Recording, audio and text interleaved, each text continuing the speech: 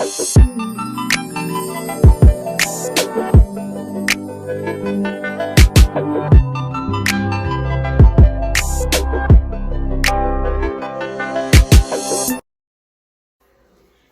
everyone, welcome to Nurse on the Move. So I have Alexis here, a fellow traveler. She is an ED nurse. Tell us a little bit about yourself, Alexis. Well, my name is Alexis. I am a travel nurse. I work in the ER. I've been a nurse for about 3.5 years. I graduated from the University of South Carolina. Okay. And I have been travel nursing for a little over a year now. And right now I'm in LA. We're in LA with it. Okay. So what made you become an ED nurse? Because I'm a telemetry nurse and I kind of want to transition to be an ED nurse. So what made you, did you start as an ED nurse, or like what made you want to become a nurse in ED? So I did start as a nurse in the ER. At first I was a tech, like a CNA on the floor, on the tele floor.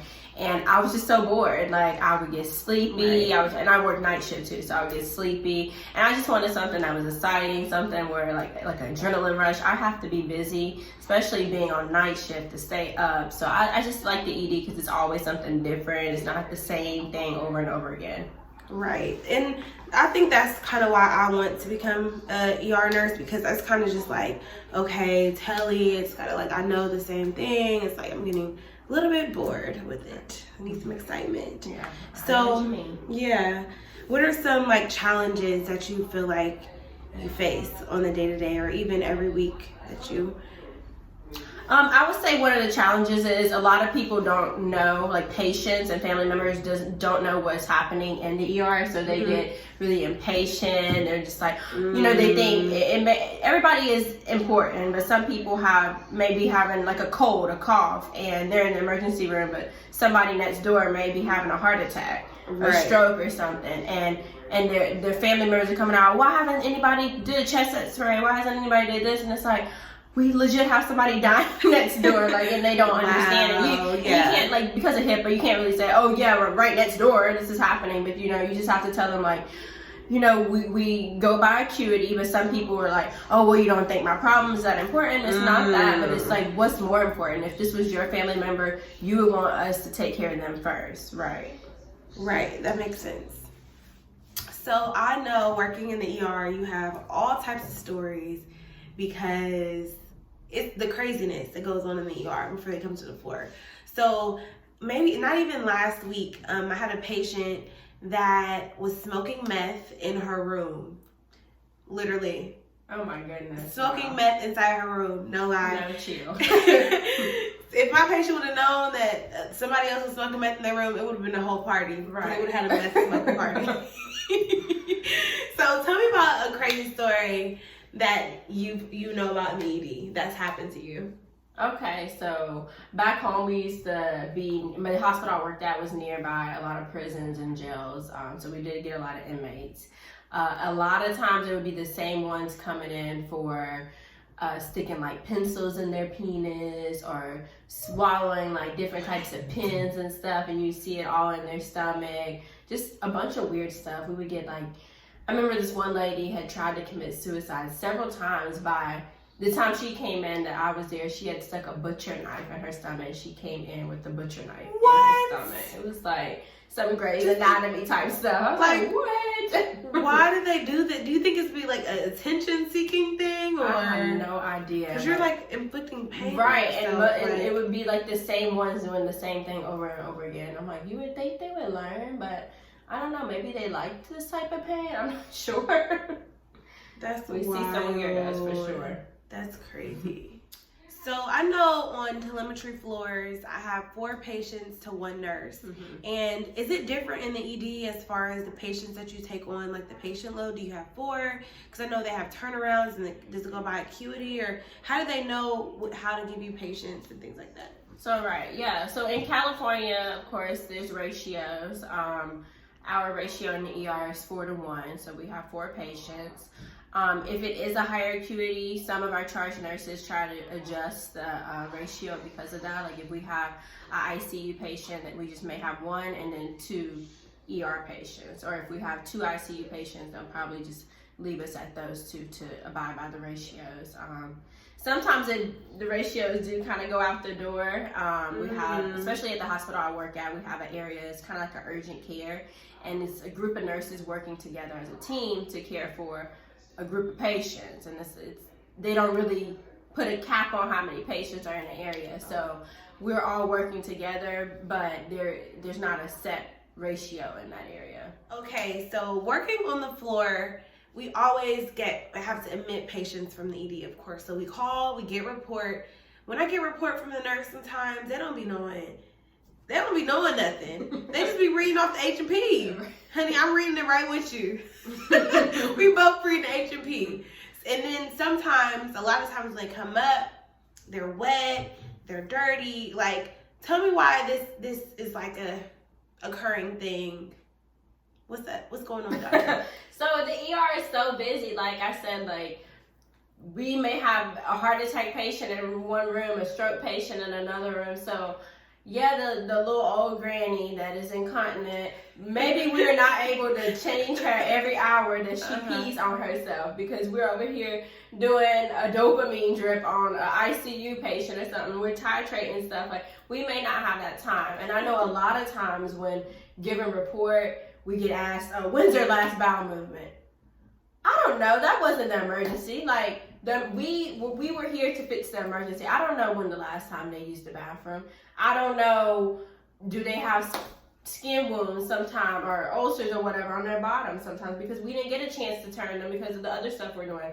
And a lot of times other nurses are really helping us out, so they might be the ones calling report. They may not have had anything to do with our patient, but they're like, okay, we got to get this patient up. The charge nurse is pushing us to get the patient up because there's 5 EMS down the hall just waiting for a bed. So they might be like, okay, let me call report for you. And they're just reading the H&P like you said, so they don't know anything about the patient. So when y'all ask them crazy questions like that, we don't know. Can they walk? I don't know. They've been in the stretcher the whole time we had them. So I don't know if they can walk.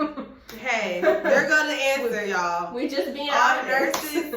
Hey, I get it. I get it now more, like, that you've explained it. And you know, because as us, you know, we do all these things on the floor. Okay, we turn, we you know, make sure everything is in place, and we don't work in the ED, so we don't understand, you know, that sense. But right. I get it. And I think a lot of times, like I don't know, but I think most of y'all stuff is routine. Like, you know, I have 10 o'clock meds, 2 o'clock meds, 6 o'clock meds. I do vital signs at this time. So it's very routine. Our stuff is just random. Like, the doctor might put in an order for something at 2000, and then 10 minutes later put in another order after you already medicate the patient for this, and you gotta go back in there and do something else. So it's like, we may not have time because they're just putting orders in one by one, or your patient has to go to CAT scan, you gotta go with them, or they gotta go, you know, it's a lot that goes on. So it's not like we don't care that the patient's wet. We do. Their family members will make it known to us. I'm sure. But we do have a lot going on as well. Okay. So tell me about the patient population. There is so random in the ER. You can have a 5-week-old baby. You can have a 90-some-year-old grandma. You can have your 20-year-old, 40-year-old. It's so diverse. You can have a pregnant lady. Anything. Patients going to the OR. It's very, very diverse. So that's one of the things about the ER. You get a little bit of everything. A lot of people say that the ER nurses don't know a lot about one topic, but we know a lot about a little bit about all the topics. So right. So you take care of babies and old people? Yeah, we yeah. It is so different. That's why I said it can be really, really hectic. And then especially with the pediatric patients, because if you're, you know, like if you're a PICU nurse or, you know, a peds nurse, you're used to their vital signs. I'm not always used to infant versus a newborn versus a toddler, an adolescent, and a granny's vital signs. Those range very differently. Even their lab values can be very different. So it can be in medication dosaging, like you have, you know, weight based for kids and stuff like that. It's very, very broad. So, but I think it gets you exposed to a lot of different things. So that's one of the things I really like about it. Wow. So you all still do 3 12-hour shifts, correct? Right. Okay, but they're not always 7 to 7, because I know some people, don't they come in from like 4 to 4? And... Yeah, we have a lot of mid-shifters because like the ER may start, like if you come in at 7 o'clock in the morning, it's not too busy. We start getting busy around 11 o'clock. So we have a lot of peak shifters is what they call it. So okay, people will come in 11 to 11, 1 to 1, 3 to 3. Because those are the hours that are really busy. So from like after like 3 a.m. it calms down and it stays that way until like 4 hours into the day shift. So that's why the staffing doesn't start with a lot of nurses at first, but then later on the shift they get more nurses. Okay. And then so I know you're in LA. How much longer do you have? I know you're in Long Beach. How much longer do you have at this hospital? And after you're done, do you want to extend longer, or do you want to go somewhere else? And if you do, where do you want to go? I have no idea. My assignment is done in the January, and I have been contemplating where I'm gonna go next. Like, I am gonna go back home, which is South Carolina, and take a little 2 to 3 week break, and then either come back out here, or I'm thinking about Dallas. Or maybe Houston. Yes, that's where it's at. That's where I'm trying to be too. For real. So have you ever thought about switching specialties? Because I know personally for me, I definitely want to switch to do something a little bit less strain on my body. I'm thinking about doing the OR, pre-op, post-op, something like that. What about you? Yeah, I have, because I know that working in the ER can be exhausting. It's a lot of wear and tear on your body. So I've thought about maybe going to the ICU